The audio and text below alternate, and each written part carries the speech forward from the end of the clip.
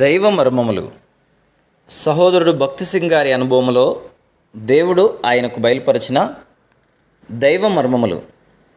September 19.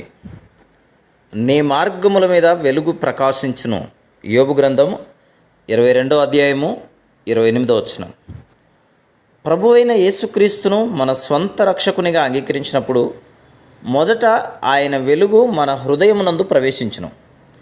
పిమ్మట ముఖం మీద, అటు తర్వాత మనము నడుచు మార్గంపై పడును.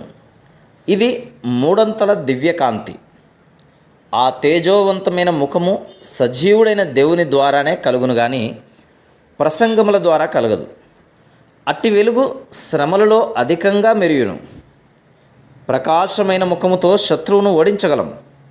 ఈ వెలుగే స్టెఫెను పక్షంగా వాదించి శత్రువులకు తన విజయమును చూపించెను.